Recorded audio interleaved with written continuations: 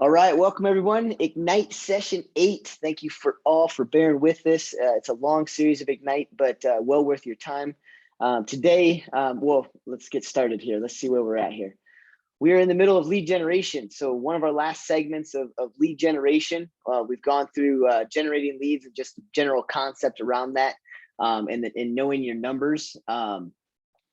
And then we went through in our database, right? Database and lead generation is number one. You'll see that every successful agent, I'd say about 95% of all successful agents are successful because they know how to pour into their database.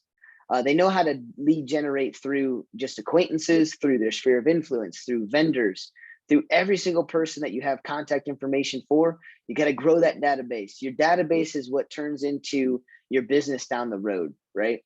Most restaurants, most Starbucks, it doesn't matter. You find a restaurant, they have their loyal members. You will have your loyal members too, as long as you pour into them, right?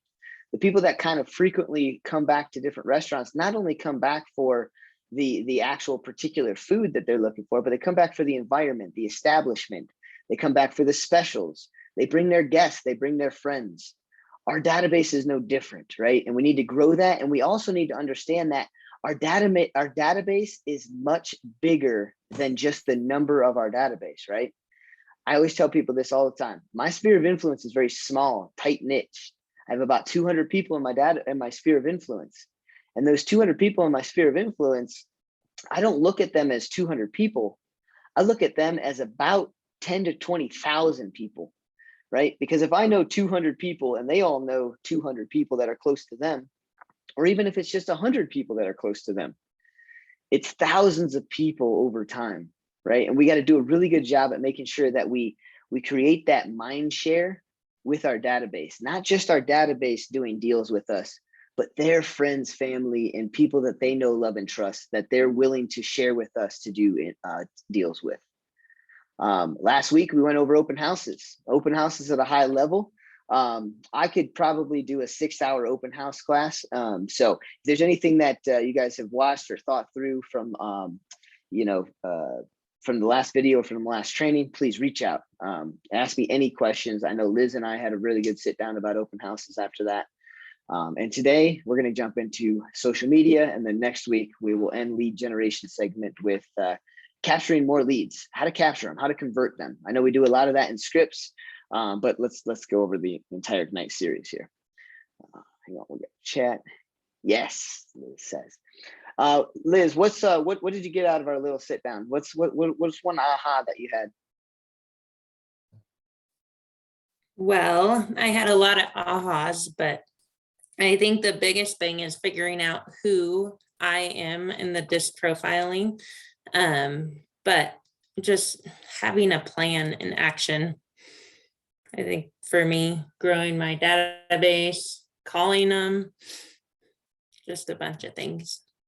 Right on. No, I'm so glad I asked that question. I'm so glad you brought that. All right, I want you guys to mark your calendars. Let me find it here. Yeah, okay. August 3rd, you guys should all be on Ignite, right? So is that next week, right? Gosh, I don't even know. No. 2 weeks from now, August 3rd, you guys will be on Ignite. That'll be Ignite session 10. But at noon, 12 o'clock, 12 to 1, we're going to having what we're going to call a disking your clients class. Disking your clients for the win. So Liz just said we went over the disc. And I'll be honest with you, the disc profile has helped me in almost every facet of my real estate journey and career, especially when it comes to capturing and converting leads. But more than anything, the disc profile really helped me understand who's going through open houses, the demeanor that they have when they walk in the door, right? Do you know the personality when somebody walks in the door and they look you dead in the eyes and they're waiting for you to tell them how to do things? Or the personality of somebody when they walk in the house, they instantly start talking to you and you don't really have to say anything. Or the personality that walks into the open house and kind of really can't even make eye contact. They're pretty timid. They kind of stand at the door and wait for direction. All of those different nuances of how somebody walks into an open house all fits into the disc profile. So August 3rd, 12 to 1 disc profile class taught by this guy, me, Bruce Carley. I love the disc. I love the disc. It'll be a high level. I got to be honest with you. You probably want to go ahead and block out your calendar for a little bit more time. The disc profile can get real intense and real heavy depending upon your guys' interactions and questions for sure. But without further ado, let's get going. All right, so today we're going to go over the 10-5-1 engagement system. 10-5-1 engagement, we'll get into that, but you can call it whatever you want. I've got a different take on some of it. I believe that what you put into this real estate world is what you get out of it. And I also believe that the 10-5-1 is almost just too easy. So we'll get into that. And then posting practice, right? Best practices for posting, social media strategies. We'll recap, and then we'll go over the daily success system. I don't think there's actually too many slides, about 40 slides on here. So we'll get through this pretty quick. So please ask questions. This is definitely going to be one that's slowed down Ignite, probably not a ton of meat. So ask questions, pick my brain. I've got some tricks and tips and things that we'll go over that maybe aren't in Ignite that I've learned over my career. All right, Gary Keller, it starts off. It takes time to learn something, more time to implement it, and even longer to approach the mastery of it. All right, let's break that down. It takes time to learn something. I know a lot of you guys in here are at that place, especially Ignite session 8, maybe your first couple of months with us, maybe your first couple of weeks with us. Learning stuff, it takes some time, right? The time that it takes to learn something is literally when you're just there learning it. It takes even more time to implement it. Why does it take more time to implement? I think this is an anomaly. This quote really struck me because I had to really dive into it and think through it. And I want you guys to do the same. Why does it take more time to implement? If you learn something, you just go do it. Why does it take more time?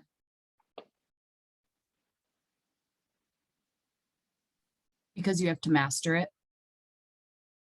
Well, mastering it comes from after you implement it, right? You can only master something if you implement it for so many hours.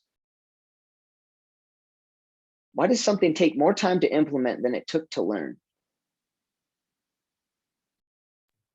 You're putting what you learned into action. You are, but why does it take more time? Thought-provoking, isn't it? I'll let you guys stew on that for a sec. Somebody else have something to say?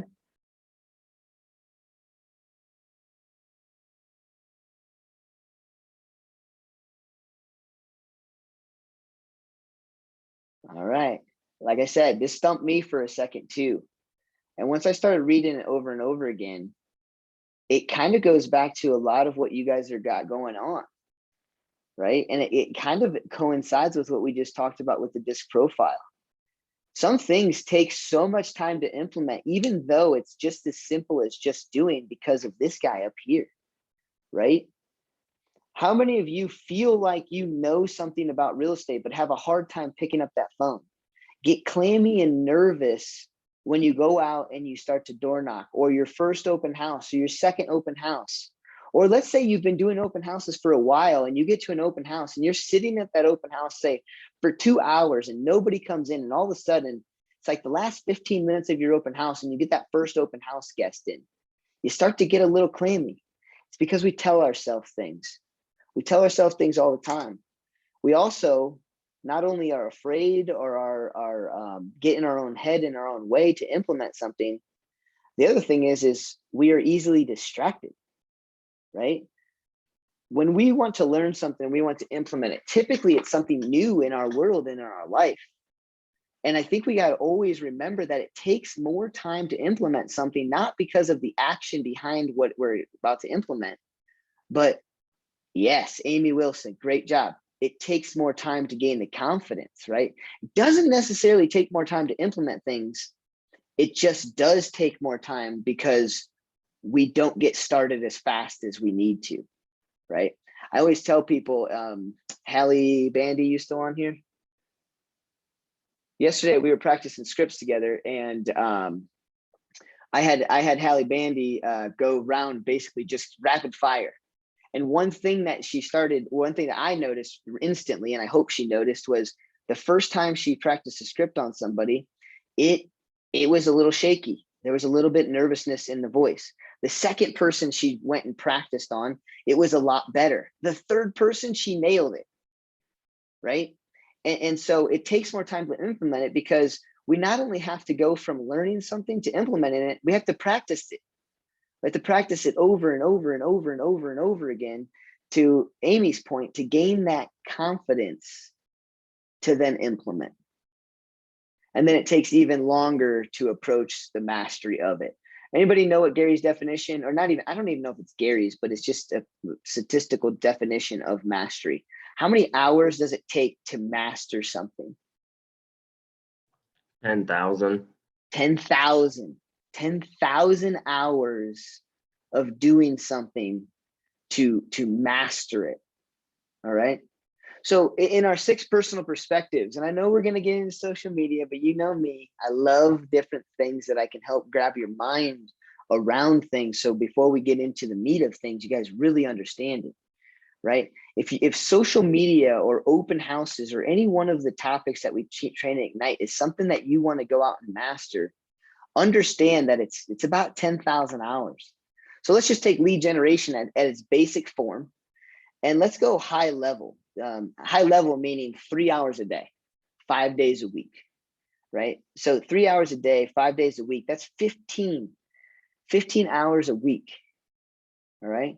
So if you have 10,000 hours divided by 15, it's going to take you 666 weeks to master something, right? Divided that, or take that into years, right? Divided by 52 weeks in a year, 12.8 weeks to master something in real estate. And that's if you do it, 12.8 years to master something. And that's if you do it for 15 hours a week. It takes time, you guys. So read that again. It takes time to learn something, even more time to implement it, and even longer to approach the mastery of it, right? If you're not doing this at a high level, 3 hours a week with the same kind of topics week in and week out, you'll never hit mastery. The average lifespan of an agent is little. It's a very small time. But the people that spend the first 5 years learning things as they go, and implementing as they go, and learning what their craft is, learning what their business is, then you'll figure out what you absolutely want to master. And from there, you want to master at a high level. Take that every time there's a class. Every time somebody else has something new going on, pick their brain about it, right? Mastermind with each other. Anyways, let's get started, and let's apply this little quote to our social media campaign here. So the 10-5-1, it's a social media engagement. So the 10-5-1 is just an acronym. All right, it's an acronym for the amount of likes, for the amount of comments, and for the amount of direct messages. Like I said in the beginning of this video, I truly believe that this is weak. I know Ignite is one of those things that makes you stretch yourself, but I have to encourage every single one of you guys to go and try this 10-5-1 system. If it takes you longer than 15 minutes, you're simply scrolling or you're overthinking something. I can like 10 posts in a matter of like 30 seconds. It may take me a couple of minutes to comment on 5 different people's posts, and then it might take me another minute to message somebody. All right. So the fact of the matter is this is one of the biggest ones that I've disagreed with Ignite when I went through all of these slides before we jumped on here today. If you want massive action, you want to master social media, it's not just going to be a 10-5-1. 15 minutes a time, there's no mastery involved in that. But instead of talking about simply the numbers around 10-5-1, let's go into exactly what the methodology behind some of this is. Likes are like giving somebody a compliment, right? And I love this like button here because we have different type of like buttons now. We have the heart, we have the happy, we have the excited, we have the sad, we have the pissed off, and then we have the common thumbs up. Going through and liking people's posts is incredible. And to be honest with you, I know that this happens because I do it, and other people show me that they do it. So I've been doing my Mindset Monday posts now for about 5 years, pretty consistently. And it's amazing to me the people that talk to me about my Mindset Monday post. I'll get direct messages. I'll get people that shoot me a text. When I'm meeting somebody in passing, somebody will say something about my Mindset Monday post. One of the things that I started doing was all the people that set aside time or purposely brought up Mindset Monday to me, my mind started firing thinking, did I see that person like my post? Right? So subconsciously, if somebody reaches out to me, I'm instantly thinking, wait a sec, I don't think I saw their like on my post, but they clearly liked it in their mind because they had enough of it to bring it up to me and tell me stuff like it's encouraging or, oh, you're positive. It's not for that, it's for the touch, really. But I started doing something. All the people that reach out to me and say that they've read my Mindset Monday post and that they appreciate it or whatever the heck the comment is around it, they're not typically the ones that actually like my Mindset Monday post. And I find that to be a weird anomaly, but then I start thinking about myself.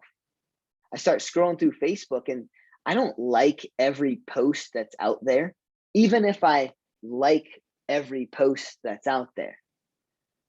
I hope that makes sense. I don't physically press the like button on every post, even if my brain says, oh, that's cool, or that's cute, I like that, that's interesting, whatever that may be.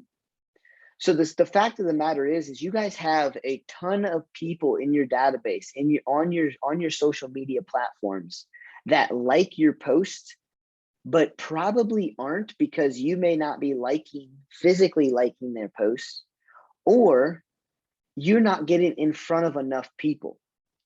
So the likes on other people's posts are simply to make sure that the algorithm through the social media platforms has a better chance of that individual seeing your next post come quickly in their feed.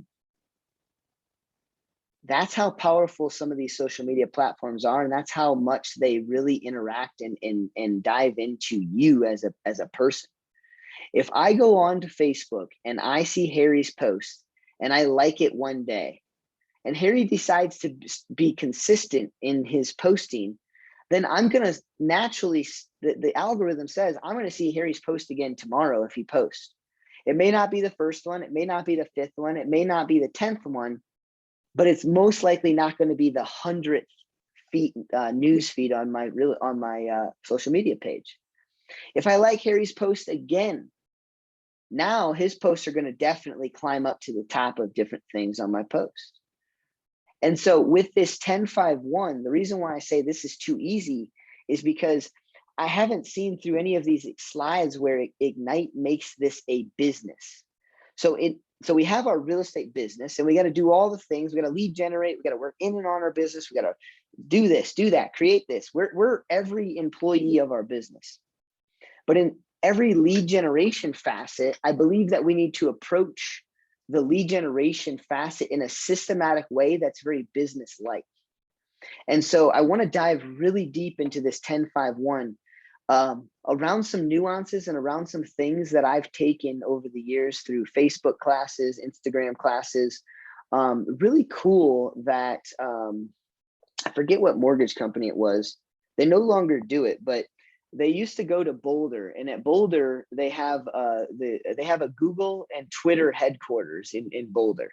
It's not very big. A lot of people don't know about it, but I went to one of these seminars, and a Twitter executive came in and started talking to us real estate agents about the algorithm. And I think we all kind of know that the more you interact with the same people, the more that their feeds will pull up. But a lot of people don't really understand how to interact in a systematic way that allows you to almost open up your database from 20% to 80%. So let me see if I can articulate this correctly.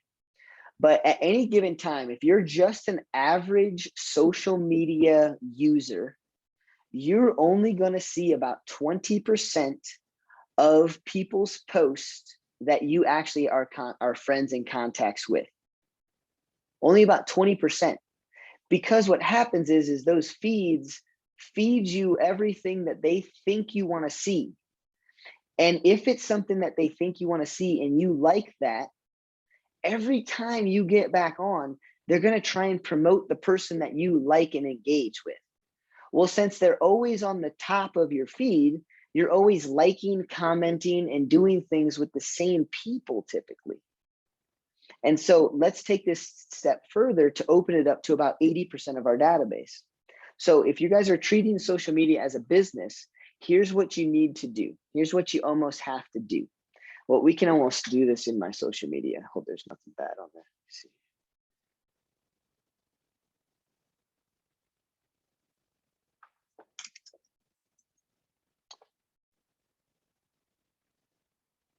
All right, in your Facebook, you can go over here to your friends.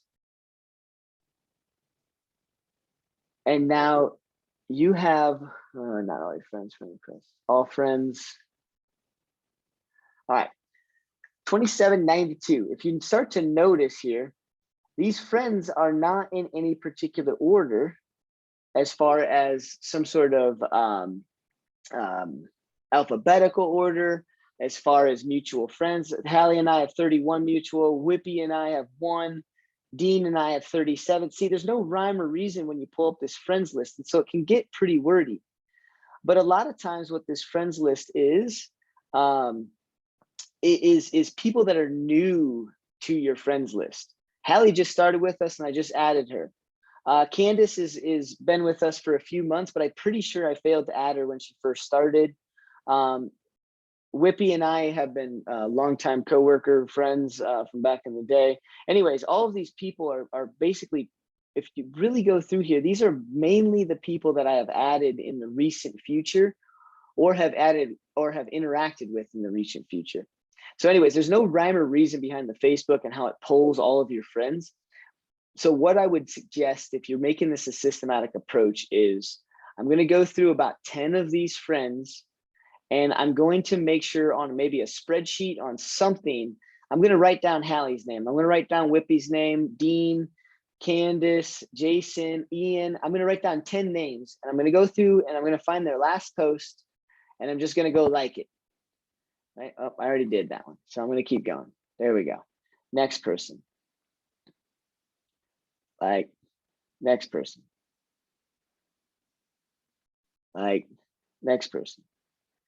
10 of them. This is how fast this stuff goes, you guys. I'm write down all their names. And then tomorrow, I'm going to do the same thing, and I'm going to start without those people. I'm not going to like Hallie's post again. I'm not going to like Chad's post again. I'm not going to like Bobby's post again. I'm going to do 10 new people. And I'm going to do that until I get done with my friends list. So if you really want to make this a systematic approach and you really want to win with social media, take your friends list and divide it by the number of days that you want to do this. For me, I'm a quarterly guy. So I would take my 2792 and divide it by the 50 days in the quarter. And I'm going to do 56 likes per day because that's how easy it is. And I'm choosing to spend hours on mastering something. We know how fast it takes to like something, but I think that you're missing the bar on some things. If you just are in your Facebook and you take the first post that's there and like, I don't really want to like an ad. I love Michigan. See how many things I could have just liked, different things that aren't really even people, right? Jenny Hart pops up all the time. There's some friends from back in Ohio. I'm not overcomplicating it. I'm not overthinking it. Sometimes you gotta be careful with Jenny for sure. You don't want to like the wrong things.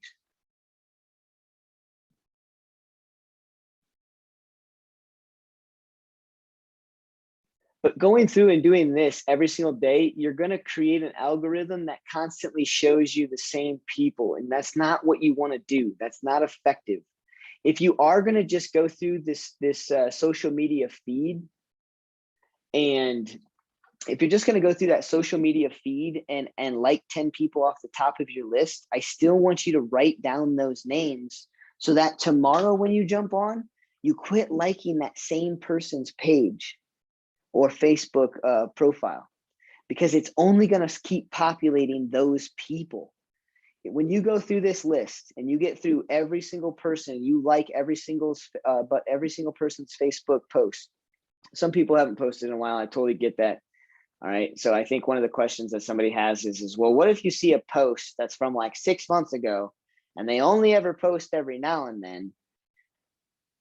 I still like the page. If I didn't like it 6 months ago and I like it today, that's a sure sign winner that if that person is checking their notifications, you're in front of them. Like I love people's posts that are 2-3 weeks ago. They're done seeing the notifications from that post. So when I'm the only one that has liked that in the last 6 months, my name instantly hits their phone. So don't think that it's so old that I can't like it. It's okay. It's not creepy. And I assure you, the other person on the other end does not understand why you actually found it. Make sense? Systematic approach to the likes. Same thing with the comments, you guys. Just doing 10, 5, and 1 willy-nilly all over the place with no systematic approach is still going to only show you about 20% of your actual friends list. Going through and doing everybody in a systematic way will start to open up your feeds to about 80% of your database.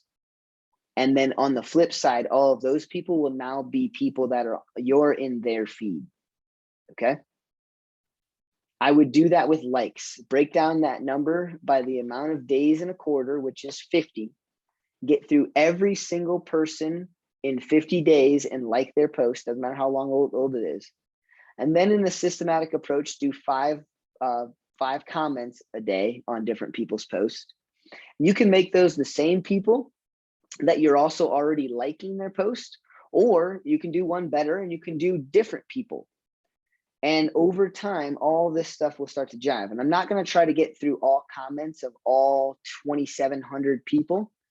I'm going to comment on people. I'll probably start with people that I recognize that are in my database, people that I recognize that aren't vendors and lenders and people in real estate. And over time, I'll message people like you guys, you know.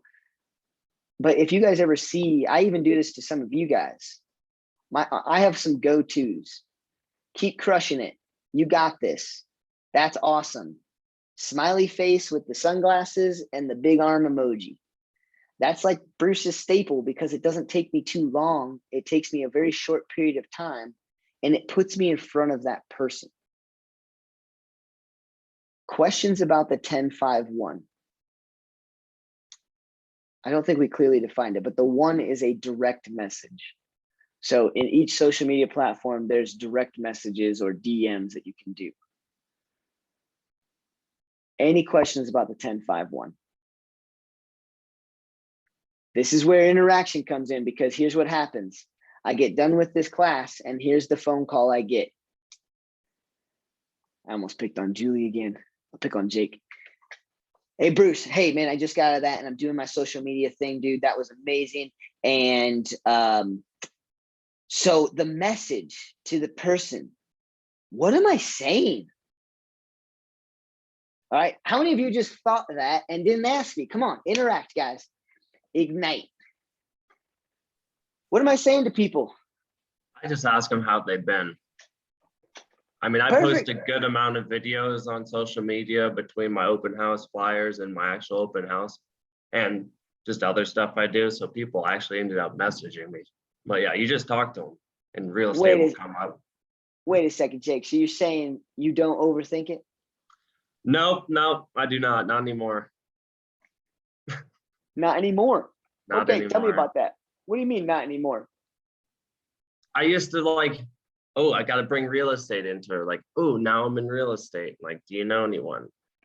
And these are people some of them I haven't talked to in like 7 years. So we aren't on close terms. But yeah, I just go, hey, haven't spoke to you in years. Sorry about it. Like, how have you been? How's life been? The quintessential the quintessential reason why this quote says more time to implement it, right? Jake, it took him more time to implement it, but as he started getting going, as he started doing the action evolves over time from, all right, I got to figure out how to bring up real estate. I got to figure out how to ask for business. I got to figure out what I'm going to say. La, la, la, la, la, la. How you doing? Right? Keep it simple. Let's go. So let's talk about some other things that are simple direct messages to people. will just Birthday ask them if- notifications every morning on Facebook. I'll Yeah. send people birthday, like happy birthday, or like stories that people post. I'll like those or message them if I like. Hold that thought on birthdays. Definitely a good one, but that's not gonna. Do not have your direct message be in the form of a birthday message. That's not what this one is for. That's a separate social media thing. Good call. Somebody else said something? Well, I was going to say, if they have posted something recently, just ask them about it or interact with that. You know, we talk about they got a new puppy or they lost a puppy or somebody's graduated or something like that. I'll just pop in like a private message addressing that.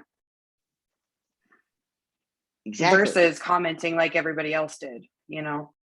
Exactly. The person that you're direct messaging isn't the 5 people that you commented on. Direct message them in the form of a comment, as if it was just a public comment. Right? How you doing works. I love doing this with my database. Hey, I'm looking for some fun things to do over the next few weekends. What are you and your family doing to give me some ideas? They always want to talk about their plans. It starts a great conversation. Keep it simple, keep it light. It doesn't have to be real estate. Like Jake said, naturally speaking, they typically, this is all interaction on there. We're going to talk about posting here soon too. If you direct message them and you have been posting about your personal life as well as your business life, they've seen it. Trust me. They're going to bring up real estate if they want to, right? Sometimes I'll bring up real estate, right? There's friends on my Facebook feed that I could care less if they delete me. Those are the friends that I'm going to go, hey, and I'm going to go right to the point. I might not know half of those people. A 2792 kind of shocked me today, to be honest with you. I haven't looked at that in a long time. I guarantee you there's people on there I don't know, have never interacted with. They just added me some way, shape, or form. I'm going to probably go straight to the gut with those people. Hey, what's going on? I'm not sure how we became friends on Facebook, but I'm lead generating today for my business. And I wanted to reach out to a bunch of people today because I'm in a contest to make sure I talk to 20 people today about real estate. Who do you know that might have any real estate needs? Or better yet, who do you know that might be going through a lifestyle change in your world, such as somebody having a new kiddo, going through a death or divorce, maybe a new job or a newlywed? Gosh, do you know of anybody that might have empty nesters? People that have graduated high school just recently this past May that are thinking about maybe downsizing or getting that perfect property now that the brats are out of the house. Something along that lines. I'm gonna punch those people because I got nothing. How you doing ain't gonna work with people I don't know. It might work, but I might as well just go straight to the point because how you doing is gonna go, I'm good, how are you? And it's gonna be awkward and stale. So I'm just gonna go straight to the gut. Questions on the 10-5-1. Cool, let's roll. Posting practice. So that's our engagement, right? That's our proactiveness through other people's stuff in their Facebook. But now let's talk about us posting. I believe this course says something about 80 and 20%. Let me find it here. Yeah. 80% personal, 20% business. 20% business. I post a picture of my daughter and there's like, I don't know, 50 to 60 likes that happen. I post Mindset Monday and there's 6 people. I post that I just got a new listing and there might be 20 to 30 people. And I post my sister chugging a beer in her garage and there might be 100 people that like it. So it's proven that the more engagement your Facebook has, the more people see your post. So you have to have posts that people like. So that way, when the business post pops up, they see it. They may not like it, but they see it because they liked your personal post. So you have to have a mixture between personal and business. I also, let me make sure I'm not jumping ahead of things here. Yeah, well, if I jump ahead, that's fine. I also believe that you don't, if it's, let's say that you want to post 10 times a week. I don't think it's 2 business posts and then 8 personal posts. I think it's 4 personal posts, 1 business post, 4 more personal posts, 1 business post, or something there where it really starts to kind of leapfrog itself, where it kind of separates the business side of things. Because again, the more interaction your personal stuff has, the more eyes that see your business post, whether or not it gets the likes or not. Make sense? Okay. The 80%, the personal post. All right. You guys just go through your Facebook, take some time. You're going to get lost in the weeds. But instead of going through your Facebook feed and seeing and trying to just get lost in Facebook, whenever you stop on a post that you like or you're thinking about liking, just take a look at how many likes are on it. And then ask yourself, okay, what's the correlation here? Because there are some personal things that will never gain attraction. And then there are some really basic, stupid personal things that gain all sorts of attraction, right? And we all know some of the examples that I'm talking about. Oh, Steve's got a question.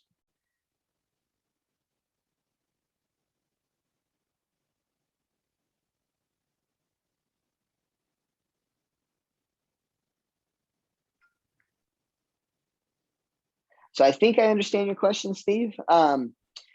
One, yes, people can block your post. They can keep you as a friend, but they can basically tell the system that they don't no longer want to see it. Let me see if I can find that in Facebook here.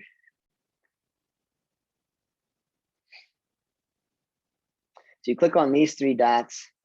You can turn off notifications. You can hide this post. You can unfollow Darby. That's it right there. You can unfollow Darby, and then I won't see what she has unless I need to interact with it or unless I'm searching for it. But as far as block people from seeing personal posts and only see business posts, no, I don't think you can do that unless somebody else has any better experience than I have. I don't know. You probably can, honestly, with how much you can customize and personalize these things. It wouldn't surprise me. Well, what would surprise me is how does Facebook delegate or differentiate between a business post and a personal post? Yeah, unless That's they're where, just posting like on a business page and then, yeah. Yep. Yeah, and in that situation, if that's the person saying, hey, I want to unfollow Bruce's business page, so no matter what he posts on his business page, he's not going to see. You can definitely do that. But as far as some sort of personal page doing business and personal, I don't think that they can filter that out to where somebody can unfollow just your business stuff and only see your personal stuff. Honestly, that's the #1 reason why I don't have a business Facebook page. We'll talk about that in a little bit here too. Difference between a personal page and a business page. But take a look, 80% personal, pets, art, cooking, baking, recipes, exercising, working out, outdoor adventures, live music, team sports. What are some other things you guys absolutely know gets attention? Significant other. Yeah, loved ones, family. What else? That's #1. That's #1 that I was surprised isn't on here.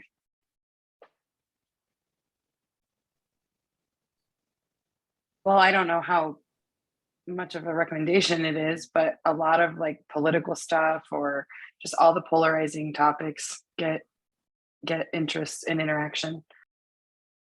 Yeah, controversial topics. Let's keep it at that. There's so many of them, right?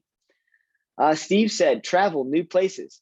So not just like outdoor adventures, like, hey, I'm on a hike, but you know, I went to this lake and had fun jet skiing, whatever that looked like. I'm at LAX at a terrible layover and this kid's crying next to me.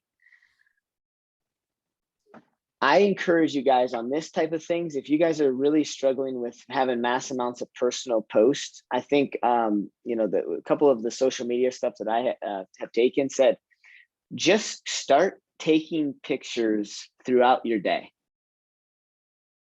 Just start taking pictures throughout your day of almost every, don't post them, just of what you're doing. And as soon as you take a picture and you see it in a digital form on your phone and not through your eyes with all of your peripherals, whatever that is.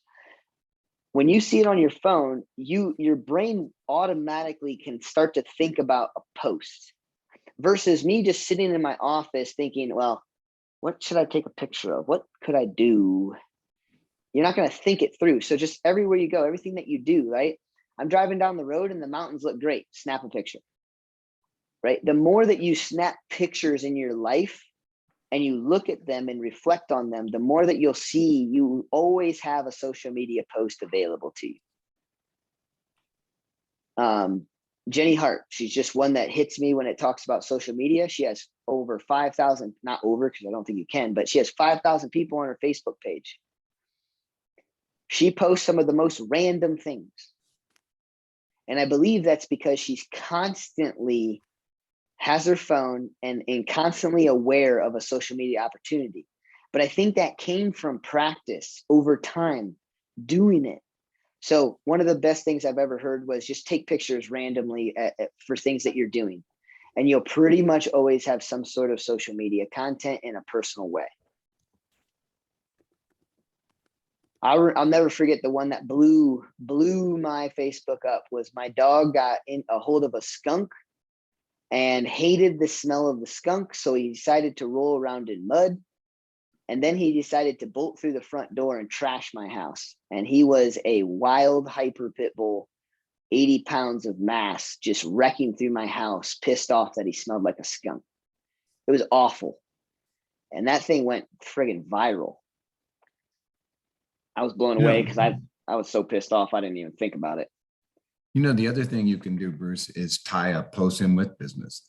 I was on my way to my open house over on such and such a street and whatever, right? So you're now talking about a personal thing that you saw, but you tied it in the fact that you were doing business at the same time. So it comes across as a personal, but still reminds people you're in a real estate business. Exactly. Almost every time I'm at new builds. So one of my techniques at new builds is I take pictures to timestamp and date that I was at that new build with my client and I'm the procuring cause. So if my buyers end up contracting on a new build around my back and the builder wants to keep me out of commission, I have pictures that prove I'm the one who introduced you and you're going to pay me a commission. Just because your sales rep went around my back to talk to my clients does not mean I'm out of commission. You're going to pay me. I've had to do that a couple times. But while I'm taking pictures, I'll usually snap a picture like of a rooftop with the beautiful sky. And I'll be like, showing new builds this Saturday. It's such a beautiful day. Get out and enjoy the world. Something like that. You all have more personal posts than you would ever think available to you. I just don't think you're snapping enough photos to recognize what captions could be. I was door knocking and I saw a ginormous wood carving of Groot in someone's front yard. And I took a video of that because I thought that was awesome. And I was like, yeah, I'm door knocking. And I came across this. It's like a tree-sized Groot in someone's front yard. Yeah. It was awesome. I know a guy that he posts pictures of close-up fruit. This is how stupid this gets. But did you know that after about 5 different fruits that he posted, he started getting massive interaction? And all he does is take his, he's got a real high tech friggin', I don't know, camera on his phone. And he gets it on 4K and he goes super close to the details of like a kiwi. You could see all the little hairs coming off the kiwi, takes the picture, puts it on his Facebook page, and the caption is kiwi. And then he'll do it with a banana. And then he'll do it with a watermelon. And he'll do it with all sorts of things. And I think he's on to like vegetables now. But it's so funny, the interactions that he's getting off of it. And at first, people were like, what, a kiwi? Like, really? Cool. It's like, his biggest thing now. I'm sure people love it. it caught on, right? And I love that we're bringing these topics up, because that's the other thing that I want to talk to you guys about. Personal posts is watch your personal posts and watch what gets the most engagements and the most interactions, and start to use them and start to figure out basically kind of more of like that mantra or that system of basically consistency around even one personal topic, if you will. I know people on my Facebook feed that absolutely crush it at cooking. They're always taking pictures of what their food is. I know people that love to do some sort of dad joke of the day. They'll take a video of themselves and they'll read a dad joke off the internet. There's so many different things that you can do in your personal life. So I think some of it needs to be almost a consistent personal thing, as well as random personal things, to even get even better at this. Questions? All right, let's move on.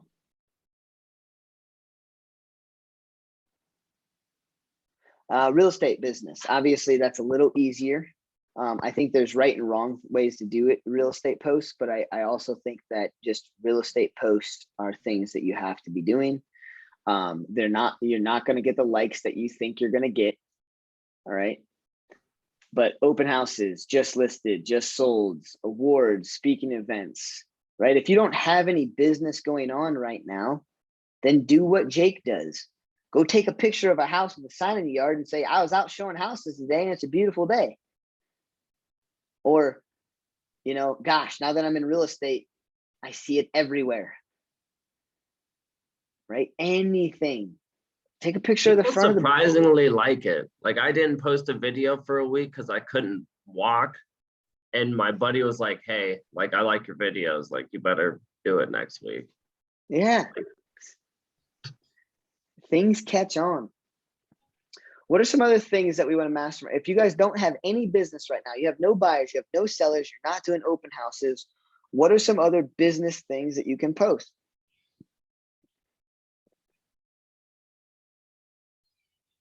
You can post like how the local market's doing, what's happened in the last 48 hours, something like that. Yeah, there you go. So great, Julie. That led into one of my great easy ones. So if you guys go into Iris,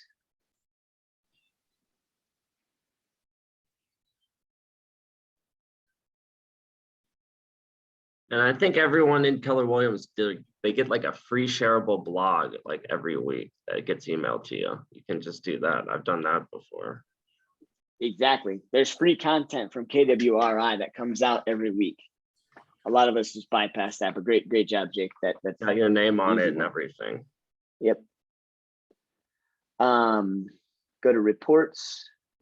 I believe it's reports. InfoSparks Market. And you can do whatever you want to do. So let's pretend that I don't know. I just found out basically Loveland is one of the most affordable towns all up and down the Front Range west of I-25. So I might make a post that says Loveland is the most affordable town in all of whatever I just said. And so I might do all price ranges. I might do residential detached, all square footage, all bedrooms, all years. And my area, I want to do city and I want to do Loveland. click on the city. And then I want to do, what are we on here? This is median sales price. I want to do,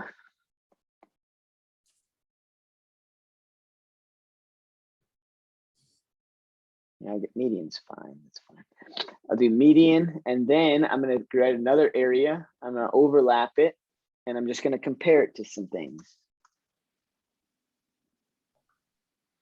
Do all price ranges, residential detached, the rest is fine. Let's do Fort Collins.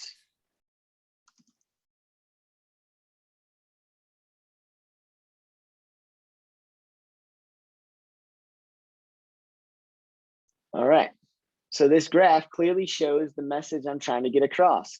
Loveland is the most affordable place right now up and down the Front Range. I'm only using 2 other variables, and I have my post needs to make sure it says west of I-25, because Greeley would definitely be the most affordable in our area. But this is gonna show people, right? There's a huge difference between Longmont, Fort Collins, and Loveland. In this situation, 110,000. In this situation, 76,000. Right? That's a significant difference to share with your friends and family who might be thinking about moving to Loveland, or maybe have never thought about Loveland, and now you sparked their interest. I know people that are moving from Longmont to Loveland because Longmont's getting too congested. I absolutely know people moving from Fort Collins to Loveland because Fort Collins is very congested, big. And then vice versa. I know people moving out of Loveland to go to a bigger town, right? So anyways, this is simple. How fast do we create that? Fast. Then go up here to share. I want to do it in the form of social media. You can do live. I like static because then static makes sure that I'm not misspeaking.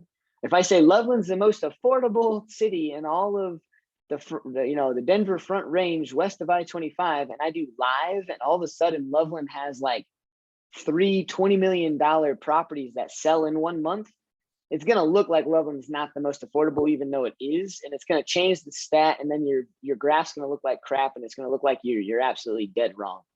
So I like static, social media, share. This is the link.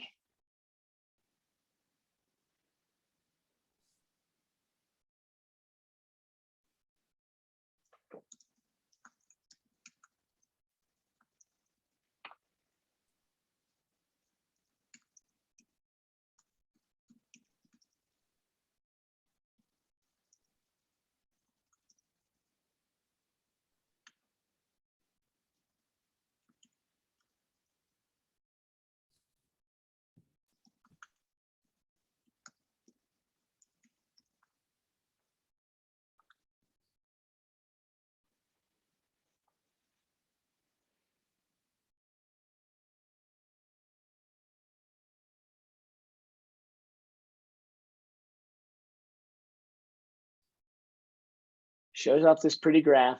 Now they've got to click into it. Should be branded with my stuff. And there it is. Simple, easy to use. They don't have to fill out any information. They don't have to do any of that stuff. And they get to see it. They get to hover over it. It's still interactive, but it's not gonna change since we put static. Nobody on here liked this page. All right. Gosh darn it, who did that? Jake. Nobody on here liked the page. Let's see what happens with it as we go through Ignite, all right? Oops. Oh.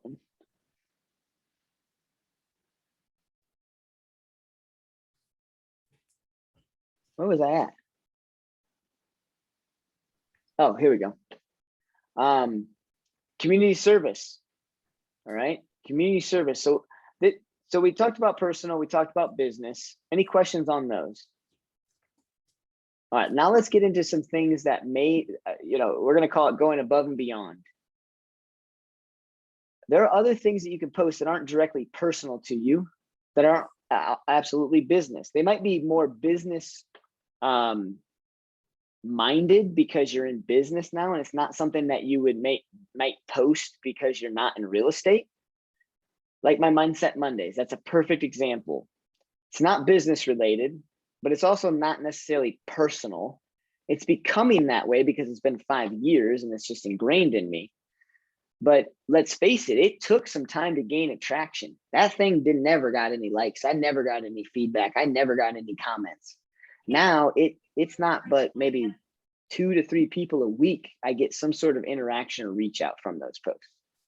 I wouldn't do it if I was in real estate. I just gotta be honest with you. I am a mindset guy, but if I'm not in real estate, it's probably not a regimented thing that I'm doing every Monday. I might just do it every now and then. So adding stuff like community service things, going above and beyond. I love this one. You guys take this one. All right, go to Google and you type in dad joke of the day.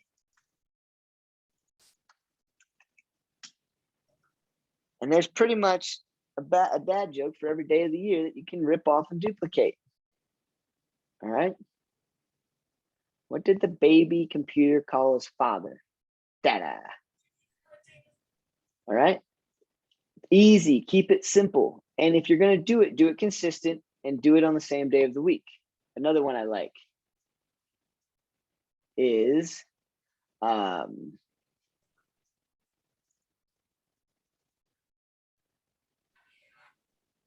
what do they call that? I just lost my blank. I just lost my damn thought. Man,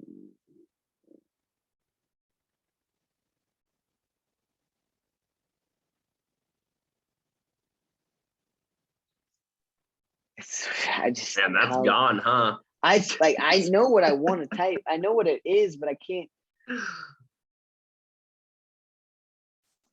I think it's just. We had a challenge from Jenny to post like a video, do more videos. And so every Monday I have done like a stupid, silly, like it says real estate tip, but then when you actually listen to it, and I have it closed captioned so you don't have to listen to it, it's just like a really stupid, silly real estate joke. It's not even a tip at all. And I've done it every single Monday on just as a story. I did it as a reel one time and the reel went nuts. The reel I didn't even know those people, but these dumb jokes that I'm putting up are getting a lot of it. Like I've had other agents be like, can I steal these? Agents I don't even know. So I've just done it every single Monday since we started. And it's, yeah, I've been wondering that something too. on Instagram that I think Instagram. I don't know. It's like a story that just doesn't ever go away as best as I can describe it. I don't know the technical term, but it's just on there then forever and it will cycle through whoever till infinity. But yeah, so I'm doing that and it has nothing to do with really anything. They're so dumb. I can't even believe I'm doing this, but they're getting a lot of interaction from anybody. So I don't know. Jenny was like, you should keep this going. So I was like, okay, I will. And so I just am. Yeah, for sure. It's been probably 4 weeks. Yeah, and the more you do it, talk to us in a year from now and you'd be stunned at what happens. But you guys, there's so many, right? National Gorgeous Grandma's Day. Who comes up with this crap? I'll see you guys on Sunday, wherever you guys want to be. But anyways, you can do this. And what you would want to do in this situation, if I were you, is not just copy and paste and say, today is National Hot Fudge Sunday Day. I would probably go into Designs or Canva or Google Docs, create a border, create some branding, and just copy and paste that into a graphic and then put up the graphic, something like that. Make sense? Or just make a video saying it. Hey, today's National Gorgeous Grandma Day. Yeah, exactly. Video, it doesn't matter, right? But going above and beyond, community service stuff. The last thing we got before we move on off this topic here is also community events, right? Tonight, I believe it's tonight, it's Village.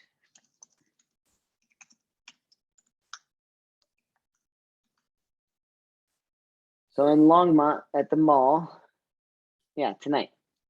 There is a Village at the Peaks concert series. I don't want that one. There we go. Village at the Peaks. I'm going to go directly to the source, the actual website for that. And take a look at this. Awesome. This is going to go on tonight in Longmont. If anybody's down, I'm probably going. They have all sorts of events just right here. Click on it.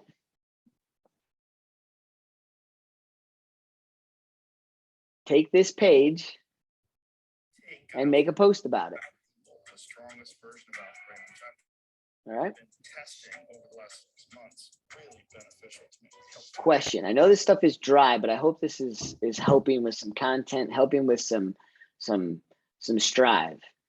Social media, I think, is one of a big missed opportunities in our industry because of the consistency, because of the life that we have, because of all the things that happen to us throughout the day, as well as because we know that we're going to get sucked in. I'll make sure we talk about some best practices here in a little bit. Social media strategies: connect with the people you know or may have met in one way or shape or form. Post about your neighborhood, use images, congratulate new homeowners, post about listings, engage. Simple, right? We talked about all of this stuff. Like I said, pretty dry content, but hopefully we're giving you guys some feedback or some good tips here. What's up, Barrett? Highlight your business, hyper local information, right? I don't want, if I'm doing business posts, I don't necessarily always want to do general Colorado, but I also don't think I always just want to do hyper local information either, right? But if I'm highlighting my business, then yes, I'm going to give some hyper local information, right? Just like we just did with Loveland. But there's nothing wrong about posting something that the Denver Post had come out about Colorado in general. But understand that that generic post is a great business post, but your business post can't always be general. They could always be hyper local, but I still think you need a good mix, because there's people in your database that don't necessarily live in Loveland, are never thinking about Loveland, and so they need some general stuff, right? I also think it's not a bad idea 1 week to do Greeley, 1 week to do Fort Collins, 1 week to do Loveland, 1 week to do Longmont, Erie, Westminster, Broomfield, Tri-Town, Fort Lupton. Client testimonials, those are big ones. I think a lot of us do a good job of getting testimonials on our Facebook, or our business pages, or our Google reviews, or whatever platform you're getting those things on. But I don't think enough of us are posting it on our social media page because we don't want to have that sales ego. Well, let me ask you, are you selling houses? Are you selling as many houses as you want? Post that stuff. It's amazing. Your people love you. They will appreciate it. Some people will roll their eyes and go, Jake's always about real estate now. No, they're just going to dismiss it. They're not going to like it, but they're seeing it. They know Jake does a bang up job for his clients. Don't post and ghost. Don't post and ghost. I'm a victim, or whatever you want to call it. I'm a culprit of this. What does this mean? Don't post and ghost. Like do it once and then do it like a month later. I don't know. Nope. But you're not wrong, Jake. Don't do that. But post and ghost.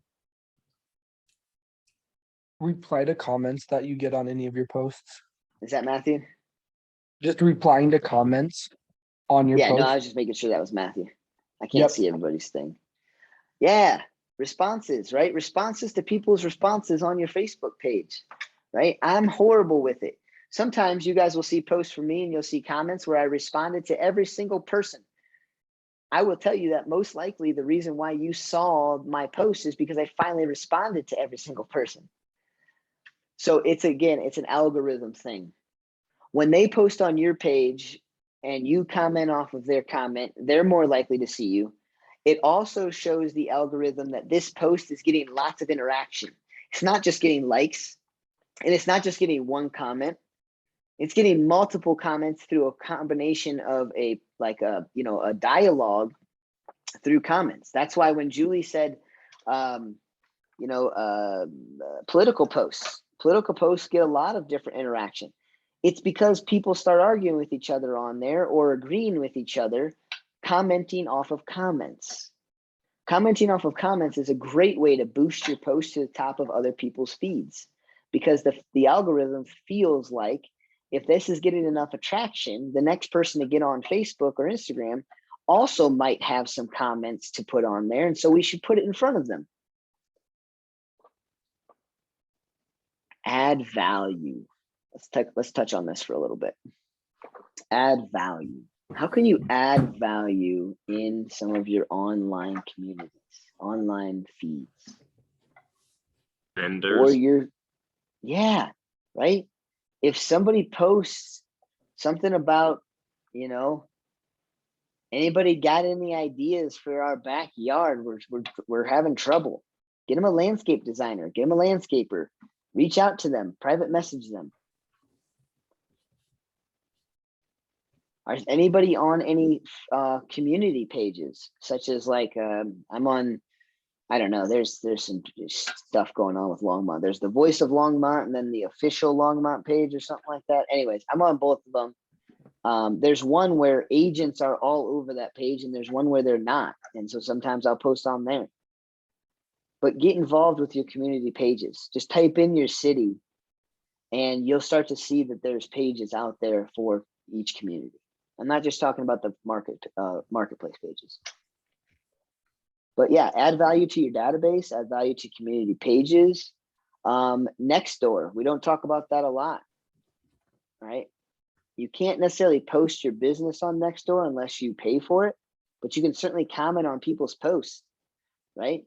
All the time in my neighborhood. Anybody know of a good fence company? Anybody know of a good landscaper? Anybody know of a good junk removal company? Which dumpster should I hire and rent for a roll-off? Somebody's got a roll-off dumpster. I want to get in front of them. Somebody's got a contractor and needs contract work for renovating a kitchen. Are they looking to sell? Questions about online communities, online pages. All right. Everybody take about 5 minutes. We'll jump back on here at 10:22, so 4 minutes. I want every single person on here to make a quick Facebook post. It doesn't have to be video. If it's video, fantastic. I just But I posted on LinkedIn. Can that count? If you posted, Funny. yes. But I'm going to ask you all what you posted.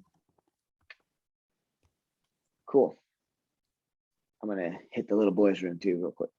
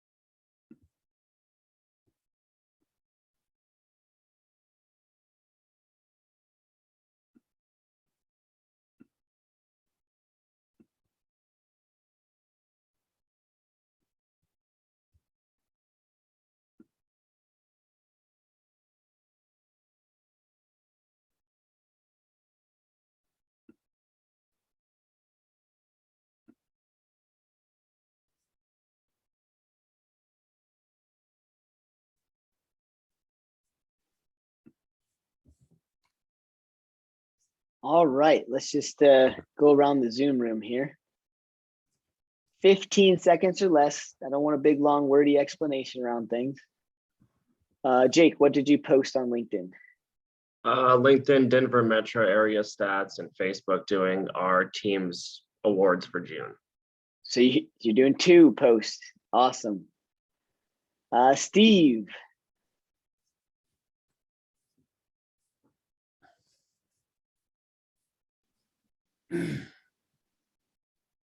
Jarrett. I did a post to word of mouth Fort Collins. I'm looking for a landscaper and a junk hauler. Awesome. And if you can't find somebody, I definitely have them. I got vendors for days, guys. Let me know. But also, great job, Jarrett. That's just because you have a vendor does not mean you don't have a reason to post. Just because I have my preferred painters doesn't mean I'm not going to just reach out and see who recommends a painter. I may or may not use them, right? Yeah. Steve, I'm not able to hear you, brother.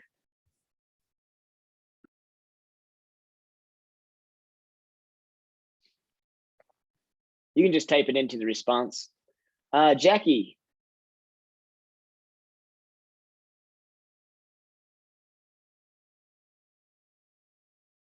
Harry Davis.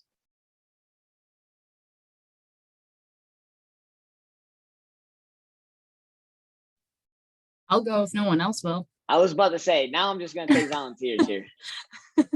I am creating something on command right now to do a market stat. So I'm still creating that, but I am going to post that today. And also I just got a ring light. I'm going to start TikToks.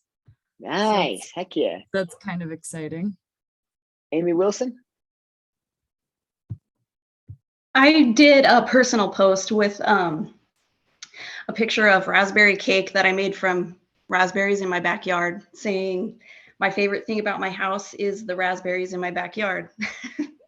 Amy, do I have you on Facebook? Thinking about I think so. I get your posts. So I don't know if you have me, but I have you. I'm gonna like your post so I can see your post. Are you just on there as Amy Wilson? Amy Harrison Wilson. Oh yeah, we friends. I think I finally figured out my mic problem. Am I good now? You good, brother? Hey, okay. So I posted on the NOCO Facebook page, our Facebook page, about working in neighborhood, a couple of neighborhoods actually in Loveland, gorgeous areas around the lake, Bodeker. And I love it. I'm just curious if anybody regularly works that area. Oh, gotcha. Okay. That post isn't gonna see everybody because it's a closed Facebook page. So I'm Okay. looking to, yeah, I'm definitely looking for you to post something on your personal page. It doesn't matter what it is, personal, business, I don't care. But no, yeah, I like that you posted. So I'm not, don't get me wrong. Luisa.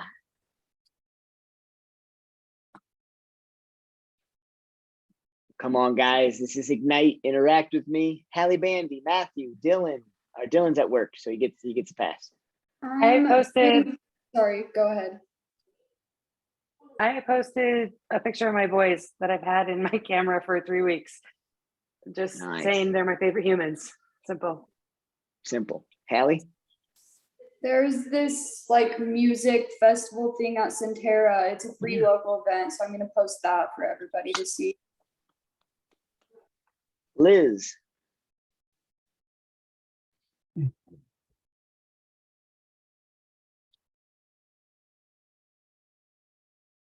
Come on, you guys. Give everybody some ideas. Matthew. Anybody else?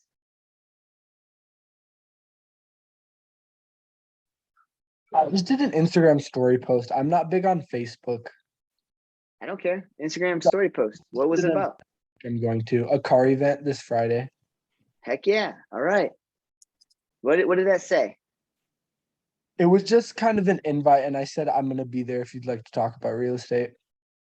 I love that. I love that. I'm trying to land an appointment for tonight, a buy sell appointment. So I'm kind of up in the air whether I'm going to the concert or not. But if I decide that I'm going to the concert and I have time, I'm going to make a post about it, hopefully, if I remember. But it's a great one, right? Same thing with Matthew doing. hey, I'm going to be headed to the Village of the Peaks. If you guys are out there, hit me up because there's going to be a lot of people and I won't be able to find you. Hit me up. And then I'll probably talk about real estate or something like that. Awesome. Awesome. Oops, better share my screen.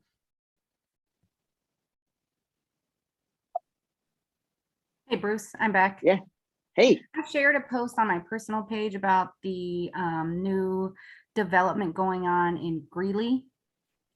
And then I posted on my business page the Dave Ramsey quote that everyone else was sharing this week. Yeah.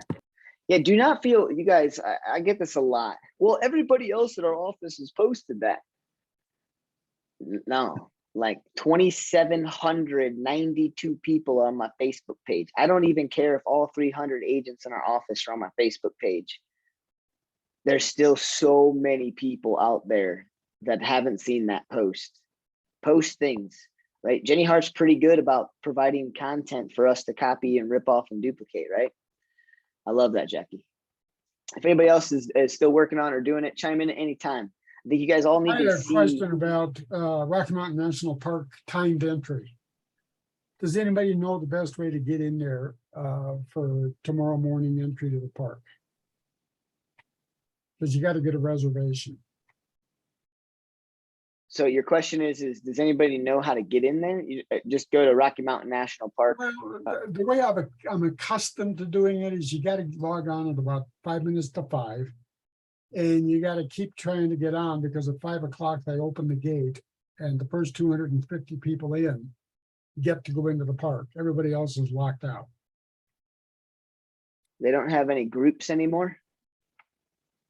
Groups? Yeah, the last time I went, yeah, they let the first 250 people or cars in, but then the last time I was there or wanted to go, I basically had a reservation for like a window. I had to show up within. Yeah, you have a 2-hour window. Yeah, to get in the park, and then you can stay as long as you want. Right. It's just that 5 o'clock rush to be the first person in on the site to click in.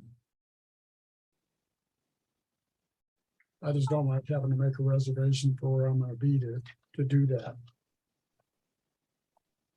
I'm really sorry, Steve. I'm getting a little lost with your question. Okay. To get a reservation. Yes. You'll notice option 1, 5 a.m. to 6 p.m. park access with Bear Lake Road. Yep. Oh wait, that's not where I'm going. The day before, if I wanted to go in tomorrow, by 5 o'clock tonight, I have to log on at exactly 5 o'clock to get a reservation. For tomorrow?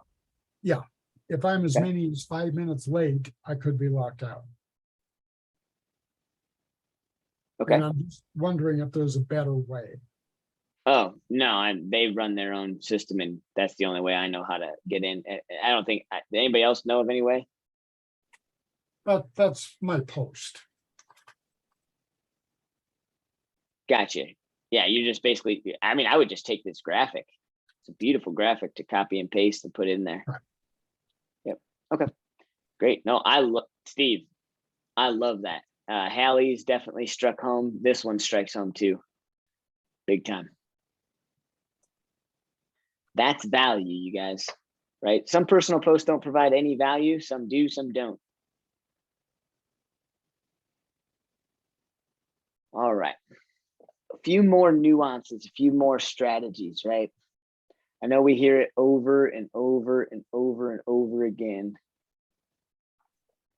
Is video. I'm not that great at it, but it seems like whenever I do, I definitely get more engagement, right? Be authentic. Don't be the jack of all trades. Don't be the jack of all trades, right? Similar to what, gosh, what is it? I forget his name, but there's a guy I follow on Facebook, and he's not the jack of all trades. His business stuff is really, really heavily related to all of his open houses. He's not sitting there trying to be the expert in real estate around every single lead generation metric, right? I'm okay. It's perfectly fine to be random in our business posts, but to get even more deep with this strategy or this social media campaign that you're building, you absolutely want to find something personal, business, and community that is very similar in nature. So if it's business and my lead generation strategy is open houses, I'm doing a lot of that. Jake is on here. Jake is very, very, very good and intentional at doing some videos while door knocking. That's what they mean by don't be the jack of all trades. So Jake's going to do all sorts of real estate posts, but he's going to get very good at making sure he posts every time he door knocks. And I set expectation in the video too. I'll be like, I'll be out here tomorrow, or I'll see you Saturday at my open house with the next video. Yeah, there you go. There's a guy in Arizona, and I think, Bruce, you've heard of him. He does a video on how he gets to every one of his open houses. Yeah, that's Joshua Smith, right? Yeah, I think that's his name. That's the guy's name that I was trying to think of. Yeah. The guy's funny, man. Yeah. I mean, people look forward just to hear those, to see how he's going to get to that next open house. And it's all about that, right? It's still about his business, but it is funny. I'm gonna have to look into this now. There are some people that will make relationships with luxury agents, and their script is, hey, can we do a win-win? I got a good following on Facebook and YouTube and Instagram, and I like to tour luxury listings. Would you take me on a tour? I'll highlight you and your listing, as well as me and my brand. Your sellers win in that they get more exposure. You win in that you get real estate exposure, and I win in that I get exposure. It's a win-win for everybody. Would you allow me to basically do a video tour of your luxury listing? Go on YouTube and type in luxury listing tours. Follow some people. Understand what the best strategies are for doing things that you want to do. I think it's beautiful. It's beautiful. There's a guy that travels the country now. So he's a high producing real estate agent. And now he gets paid. Okay, Mark, listen to this. He used to do this in his community, call luxury listing agents, go tour their home. He gets all dressed up in his duds, and he's got a camera person following him through it and just walking through. And you can see his initial reaction, like blown away by some things. Just highlights houses he doesn't even know. He got such a massive following around that he now travels the United States, and agents hire him. He doesn't even have to ask anymore. People ask him, and they want to pay him money to tour homes, fly out with his video crew and him touring homes and marketing the heck out of them to help luxury listing agents sell their home throughout the United States, because he has that big of a following from where he started. That's being intentional around a social media strategy, guys. All right, let's put it all together. All right. The daily 10-5 is easy, but make it systematic. Make it a business. It's not just 10 random people every day. Get through your entire list. Same thing with comments, same thing with direct messages. Track, understand who you're talking to. 80% personable, 20% business. Let's break that down a little bit too. All right. I think this can overwhelm people. That's 8 posts a week, personal, 2 business. If you're just starting off, okay, I'm a big proponent of the gym method. If I want to go and drop 50 pounds, I'm not going to go to the gym for the first time in 2 years and go work out for 4 hours to the place where I can't wake up the next day and even move. If you're not doing social media posts right now, then start small. 2 personal, 1 business. Do that consistently for the next 3 weeks, and then do 3 personal and 1 business. Do that for the next 3 weeks. Add a 4th personable and 1 business. Grow, expand to this 8 to 2 method. Some people will basically say, well, I'll just do 6 personal and 4 business posts. right? It's the multiple interactions over multiple times, sandwiching it, being systematic, and having that approach to it. All right. So this recap, sorry, your bullet points. If you're taking notes, here's your approach. Start the daily 10-5.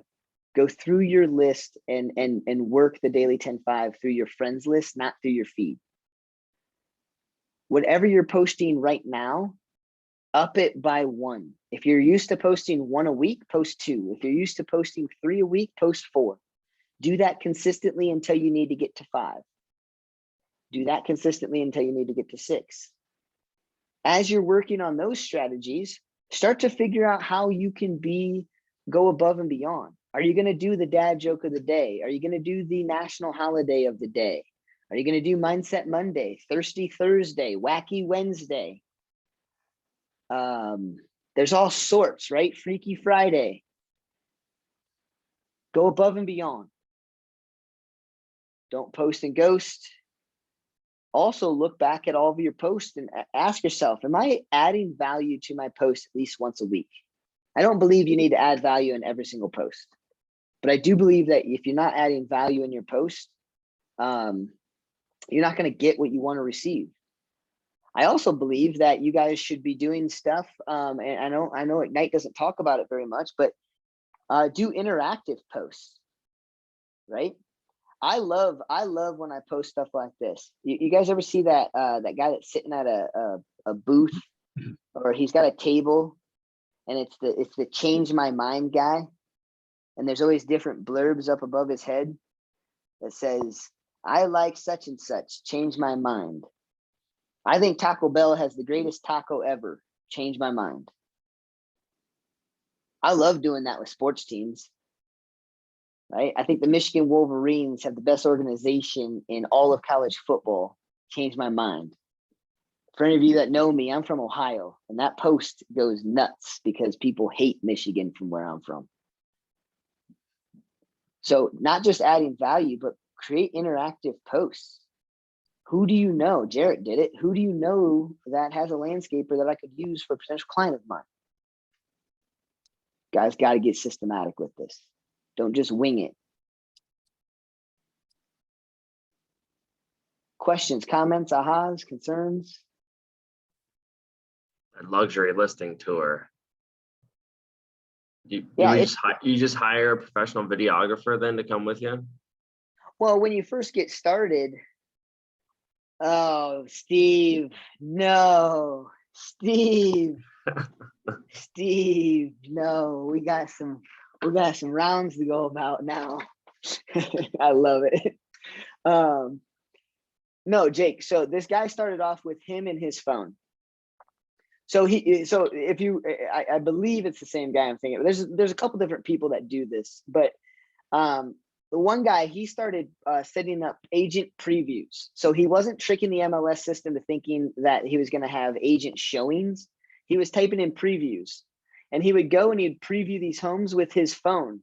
And he would just say, hey, what's up? It's Jake, and I'm at this house today, and I just want to give you a tour of this amazing home out here in Berthoud, Colorado. It's listed for $10.5 million.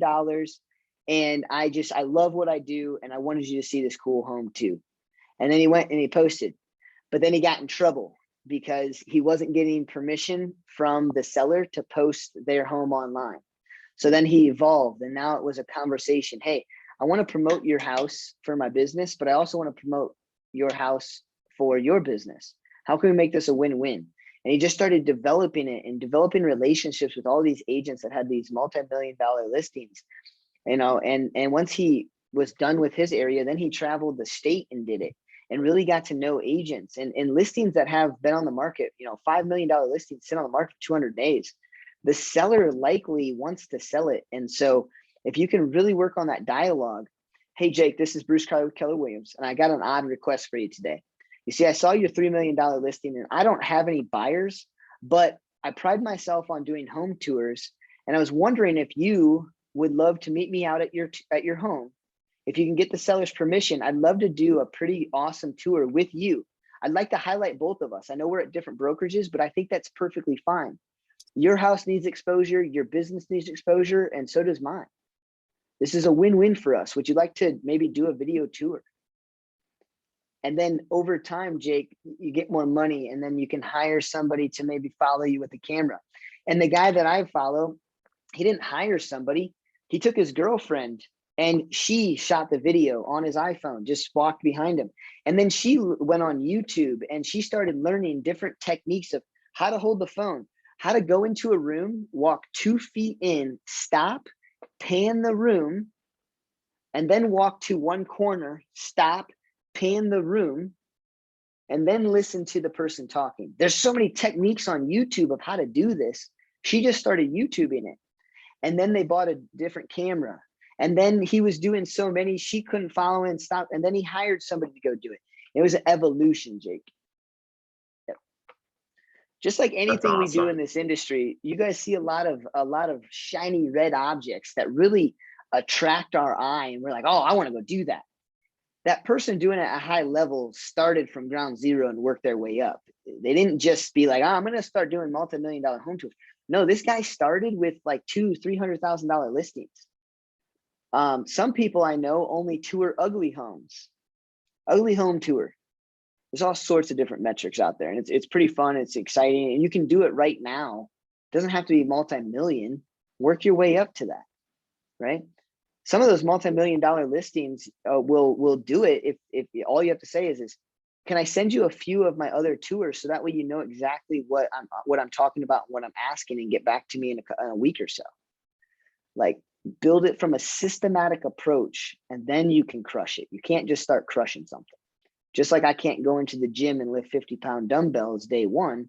I have to work my way up to that. Cool. Daily success system. So we're in Ignite.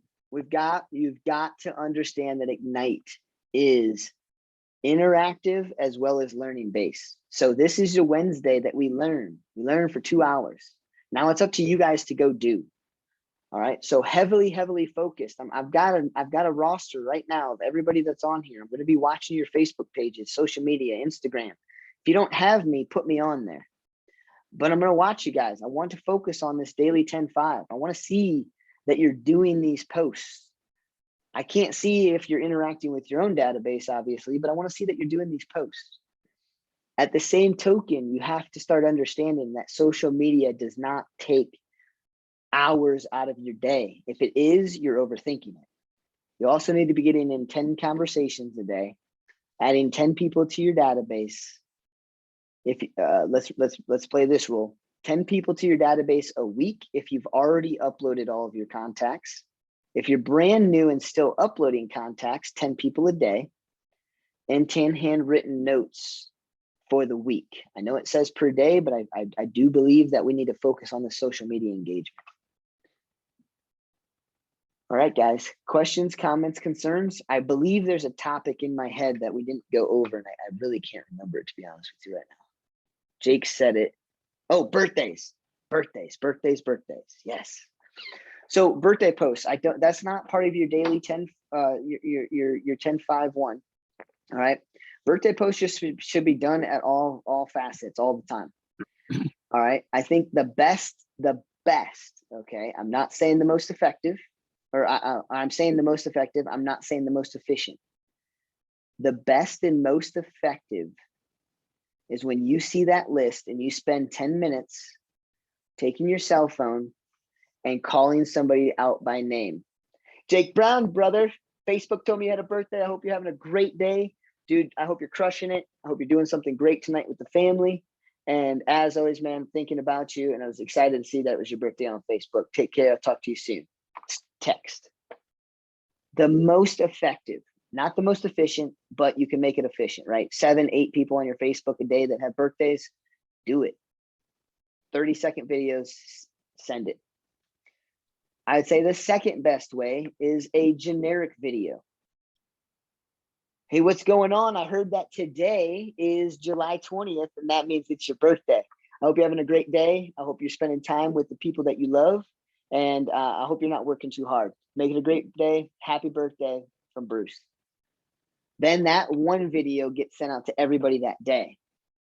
Then the third best way is where you do one video, keep it generic, and that's the same video you use on everybody throughout that entire year. Once the year is done, you make a different video with a different haircut or definitely a different shirt. And then you use that video for the entire year. The worst way, but still a good way, is to text them or message them on Facebook, happy birthday. You won't ever see me post on somebody's wall anymore. I get 300, 400, 500 people that post on my wall every birthday. I'm not going on. I don't even go on Facebook on my birthday because I can't. So that's the worst way. It's going to get lost and you might as well just not do it. Make sense? Cool. Any other topics, any other questions you guys want on social media? What does that mean, Bruce, when you say you're posting on somebody's wall? Oh, good call. All right. So in Facebook, what happened here? We'll go over here. Where's birthdays? Oh, snap. It's Carson. Frick, one of our agents has a birthday today. Shit. So right here, this is where when you type in something. Oh.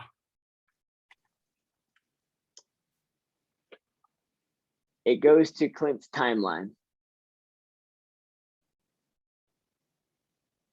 So I just posted. 13 others posted on his timeline. Okay. All right. Yeah. Or you just click on their name, go right here and just type in happy birthday.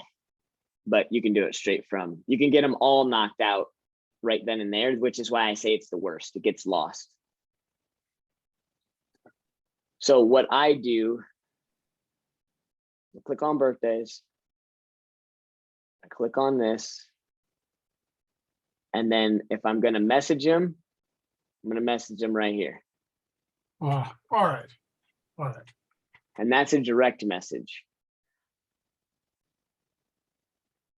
But more than anything, I like to take and go to my contact list, go to my phone, open up Carson, text message, go to video, take the video, send, off. Facebook just tells me who. I'll be honest with you too. The reason why I say Facebook or your daily, your daily 10-5-1 is not part of your social media. There are a lot of people out there. Be careful, you guys. There are a lot of people out there that do not have birthdays on the same day that Facebook says. There's a lot of youngins out there. I'm going to look up Hallie Bandy here soon and Connor Bean. There's a lot of youngins out there that push their Facebook and their birth date to make sure that they look like they're 22 years old so they can get into bars and stuff. There's some older people out there that just simply don't want people to know their private information. And so they'll make up a fake, birthday, a fake year. So be careful with social media and birthdays. I've been burnt quite a few times. And honestly, the last time I got burnt, I got real intentional with my database and I called everybody and I literally said exactly what happened. Hey, Jake, this is Bruce and I'm updating my contact list. And one of the things that I just realized is I was kind of banking off of Facebook being correct for birthdays. I have your birthday from Facebook as this. Is that correct? Because I'd like to send out something to you in the form of a birthday. See, that's why it can't be part of your social media platform. It needs to really be part of your database and your touch program. But I still will kind of use both. Does that make sense? That's why I really want to make sure birthdays are not your daily 10-5-1. All right, I left this picture up for a long time for a reason. All right, scripts yesterday and scripts every day at Power Hour is really cool to watch and see. You see, the people that I interact with that are practicing their scripts and role playing with others throughout the week come into Power Hour and absolutely crush. The people that aren't spending this needed time role playing with others every single day, they come to scripts and they want to learn. That's fine. But if you're not role playing 20 minutes a day, 4 to 5 times a week with an accountability partner, it's going to be really hard to go out there. All right. We just had our listing presentation, or I'm sorry, our listing clinic on Monday.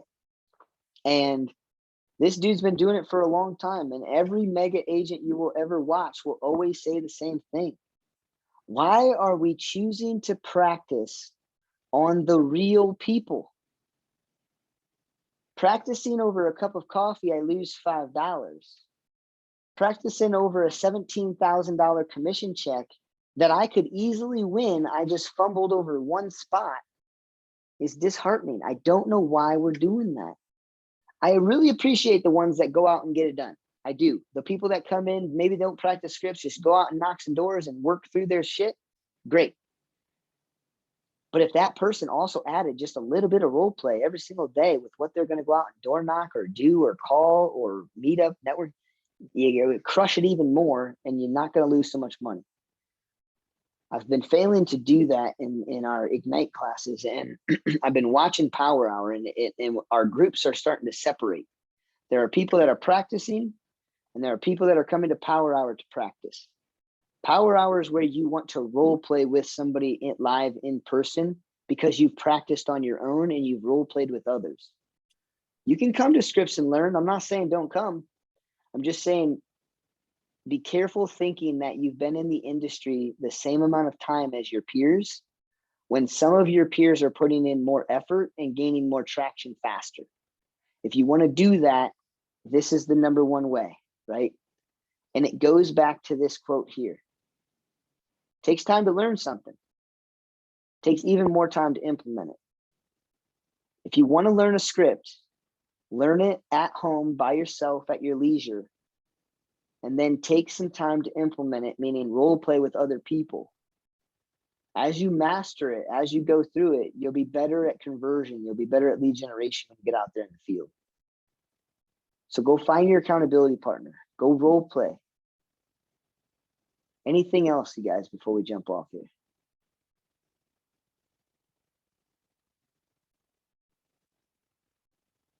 All right. Let's rock and roll.